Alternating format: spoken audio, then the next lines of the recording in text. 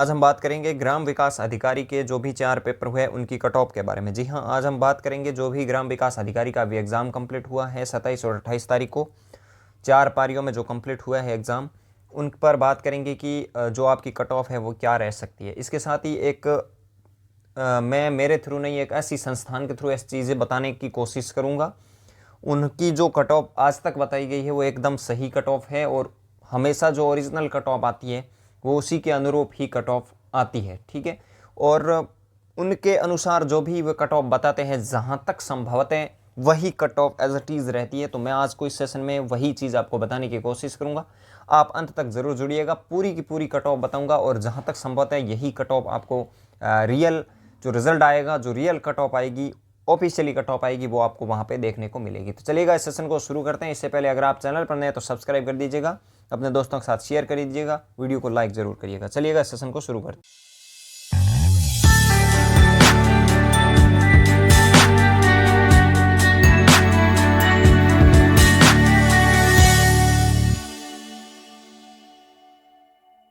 कुछ चीज़ें जो मैंने इस पे लिखी है ज़रूर मैं उन सभी पॉइंट पर बात करूँगा। और सबसे पहले तो आप सभी को ज़रूर पता होगा कि जो चारों पेपर हुए उनमें सबसे टफ पेपर अगर माना जाए तो वो फर्स्ट पारी का या फिर जो अंतिम पारी का हुआ था, यानी कि 4 नंबर एग्ज़ाम था 28 तारीख को शाम को। वो पेपर 2 पेपर अगर माने तो थोड़े मतलब लेवल के एग्ज़ाम थे, और जो 27 तारीख को शाम की पारी का और 28 तारीख को जो सुबह का एग्ज़ाम था, उन दोनों पेपर को माने तो सामान्यतः ठीक ठाक थे। ऐसा नहीं है कि ज़्यादा इजी थे या फिर ज़्यादा हार्ड थे, ठीक ठाक थे। मतलब पढ़ने वाला अगर बच्चा है तो ठीक ठाक नंबर उसमें ले आएगा। लेकिन पहला एग्ज़ाम इसीलिए हार्ड लगा क्योंकि हमने सोचा था पटवारी के अंदर नॉर्मली सवाल आ रहे हैं, एसआई के अंदर भी इतना ज़्यादा टफ नहीं था, और आरएस का तो खैर वो रहता ही है, हमेशा ही उसी तरीके का लेवल रहता है, तो उसका तो कुछ है नहीं। और 28 तारीख को शाम को अगर देखा जाए तो थोड़ा मैथ का जो टॉपिक थे वो IIT लेवल के क्वेश्चंस उसमें पूछ लिए गए थे, तो माना जा सकता है कि वहाँ पे टफ था। पर ओवरऑल देखा जाए तो चारों पेपर का लेवल समान ही माना जाएगा। एक दूसरी बात यह है कि नॉर्मलाइजेशन को अगर आप बात करें तो नॉर्मलाइजेशन मुझे नहीं लगता कि इसमें नॉर्मलाइजेशन करेंगी, क्योंकि नॉर्मलाइजेशन अगर मेन एग्जाम हो तब तो हो सकता है, लेकिन इसमें नॉर्मलाइजेशन होने का चांस कम है। दूसरी बात, इसमें माइनस मार्किंग नहीं थी, इसीलिए नॉर्मलाइजेशन जहाँ तक संभावना है कि नॉर्मलाइजेशन नहीं होगा। अगर नॉर्मलाइजेशन होता है तो उससे इतना ज़्यादा कोई इफेक्ट नहीं पड़ेगा कि किसी के 70 आ रहे तो उसके 50 हो जाएंगे, ऐसा कुछ भी नहीं होता है। और किसी के 50 आ रहे तो उसके 70 हो जाएंगे नॉर्मलाइजेशन से, ऐसा कुछ भी नहीं होगा। नॉर्मलाइजेशन से क्या होगा, या तो प्लस में 2 हो जाएंगे या माइनस में 2 हो जाएंगे, या फिर कट ऑफ कुछ निर्धारित करके पूछ ली जाएगी। दूसरी बात यह जरूर आपको समझ में आ गई होगी कि नॉर्मलाइजेशन से कुछ भाई जरूर डर रहे थे कि हमारे 28 तारीख को सुबह या 27 तारीख को शाम को पारी में एग्जाम था, तो पर माना जाता है कि थोड़ा सरल था, फिर उसमें नॉर्मलाइजेशन हुआ तो हमारे नंबर कट जाएंगे, तो ऐसा कुछ भी नहीं होगा। सेकंड ये था कि जो पेपर में क्वेश्चंस मतलब जो गलत क्वेश्चंस है वो डिलीट होंगे तो क्या उसके मतलब जो कट ऑफ बन रही है, कुछ चीज़ों में ऐसी होती हैं, जैसे अगर 100 नंबर का क्वेश्चन पेपर है और उसमें अगर एक क्वेश्चन डिलीट हो गया तो उसकी जो कट ऑफ बन रही है वो 99 नंबर पर, ऐसा नहीं होगा। जो क्वेश्चन डिलीट होगा उसका बोनस अंक मिलेगा, और वो सबको मिलेगा बोनस अंक। क्यों मिलेगा, क्योंकि अगर आपके फर्स्ट पेपर के अंदर एक क्वेश्चन गलत है मान लीजिए, और सेकंड क्वेश्चन पेपर के अंदर आपका एक भी क्वेश्चन गलत नहीं है, तो फिर उनका तो 100 नंबर पर कट ऑफ बन रही है और आपकी 99 पर, तो ऐसा नहीं हो सकता। इसीलिए आपका जो होगा उसमें बोनस अंक दे दिया जाएगा अगर कोई क्वेश्चन गलत होगा तो। ये चीज़ ध्यान रखिएगा, ठीक है। बनेगी 100 पे ही, ऐसा कुछ नहीं होगा कि 99 पे या 98 पे आपका जो मेरिट निकाल कट ऑफ बन जाएगी, ऐसा कुछ भी नहीं। तो अब मैं आपको ऑफिशियली जो आंसर की है वो बता देता हूँ। तो सबसे पहले तो आप सभी इनको ज़रूर जानते होंगे, क्वालिटी एजुकेशन। जी हाँ, क्वालिटी एजुकेशन की एक चीज़ मैंने बहुत सारी चीज़ों में देखी है, तभी मैं इनके आधार पर लेके आया हूँ। मैं मेरे आधार पर कुछ भी नहीं लेके आया हूँ, सिर्फ क्वालिटी एजुकेशन के आधार पर।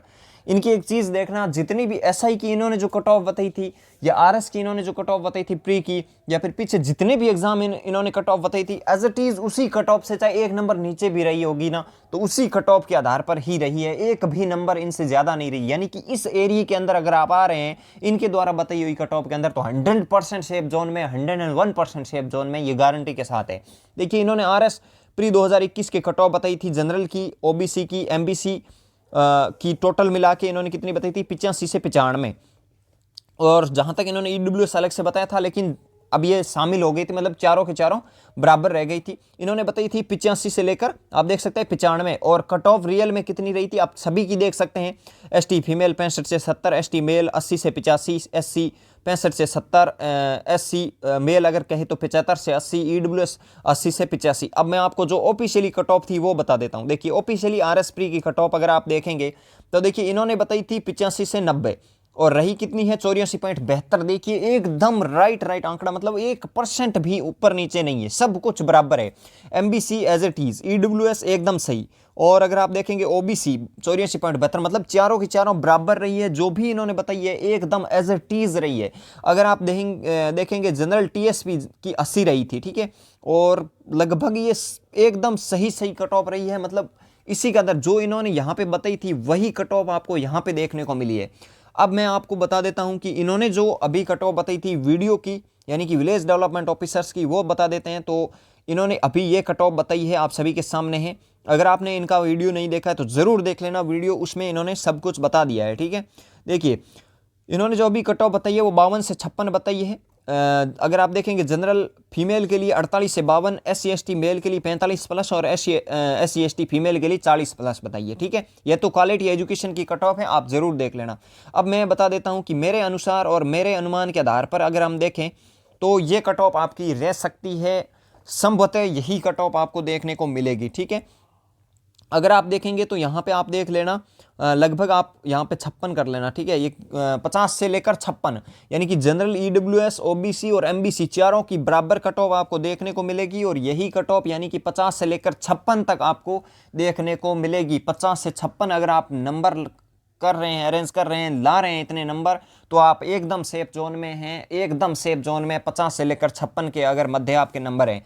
अगर जनरल, EWS, OBC और MBC फीमेल की बात करें तो अगर आपके 47 से लेकर 53 नंबर के बीच में आ रहे हैं तो आप एकदम सेफ जोन में हैं, एकदम सेफ जोन में हैं। आपको कोई भी चीज़ की टेंशन लेने की ज़रूरत नहीं है। अगर हम SC/ST मेल की बात करें तो 45 प्लस अगर आपके नंबर आ रहे हैं तो आप मेंस की तैयारी में लग जाइए। और अगर आप SC/ST फीमेल में और 40 प्लस नंबर आ रहे हैं तो आप आराम से इसमें लग जा सकते हैं, मेंस में लग जाइए, ठीक है। ये चीज़ आपने ज़रूर देख ली। अब मैं एक चीज़ बताने की कोशिश करूंगा।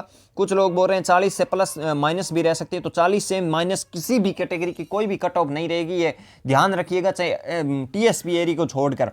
अगर हमारे इस एरिया को देखें तो नॉन TSP में तो 40 से नीचे कोई कट ऑफ नहीं रहेगी। जिसने BEd BST सीखी है उनके लिए रीट आ चुकी है। अगर वो फालतू के अंदर भी कहीं जाएंगे तो भी नुकसान ही होगा, ऐसा नहीं है कि कुछ चीज़ें पढ़ने से या फिर जो फायदा होगा। तो ये चीज़ ध्यान रखिएगा। अगर 40 से नीचे नंबर है तो फिर कोई फायदा नहीं है। सब के नीचे अगर आप कमेंट करेंगे किसी के तो सब यही बोलेंगे आपका हो जाएगा, पर 40 से नीचे कुछ भी नहीं होगा, क्योंकि तुक्के वाले भी 50 से प्लस चले गए, ये भी सही है।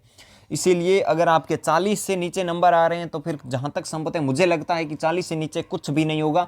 और दूसरी बात, जो 40% वाला क्राइटेरिया था वो तो इन्होंने ख़त्म कर दिया, यानी कि जो मिनिमम 40% नंबर लाने थे वो इन्होंने ख़त्म कर दिया। और जो 35-36% वाला था अदर कैटेगरी के लिए वो भी ख़त्म कर दिया। 15 गुना पास करेंगे ये भी ख़त्म कर दिया। तो ये चीज़ें जो इन्होंने ख़त्म की है, तो इसके अनुसार ये लग रहा है कि जो स्टेनोग्राफर के अंदर कुछ चीज़ें हुई थी, यानी कि पहले 12 गुना पास किया था, फिर जब हाईकोर्ट में उसका रिट लगी थी उसके बाद इन्होंने वापस निर्णय निकालकर फिक्स कट ऑफ निर्धारित की। इन्होंने बोला कि जो 58% से ऊपर नंबर ला रहे हैं, स्टेनोग्राफर की बता रहा हूँ, उनको फिर मेन के लिए क्वालिफाई कर दिया गया था। तो वही चीज़ यहाँ होगी, यहाँ पे फिक्स कट ऑफ निर्धारित कर देंगे। बोलेंगे कि जनरल के लिए 50% से ज़्यादा अगर आपके नंबर आ रहे हैं तो आप मेन के लिए एलिजिबल हैं। ये चीज़ करेंगे, कोई गुना नहीं है, कोई कुछ भी नहीं हो सकता है जहाँ तक संभावना है। अगर 15 गुना करेंगे तो भी लगभग 60,000 के करीब बच्चे होते हैं, और 60,000 में भी आप 50 वाले तो आराम से कवर हो जाएंगे।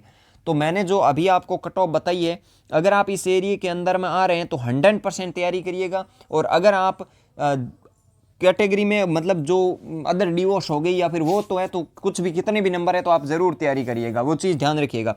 चीज़ एक और जो सबसे महत्वपूर्ण है, जिसने BST BEd कर रखी है और उनके नंबर बहुत कम आ रहे हैं तो वो ज़रूर रीट की तरफ जा सकते हैं। और भी किसी तरह की जानकारी अगर आपको लगता है कि कुछ चीज़ें रही है तो ज़रूर मुझे कमेंट में बताना। आज के सेशन को यहीं विराम देते हैं, मिलते हैं नए सेशन के साथ, तब तक के लिए जय हिंद, जय भारत, धन्यवाद।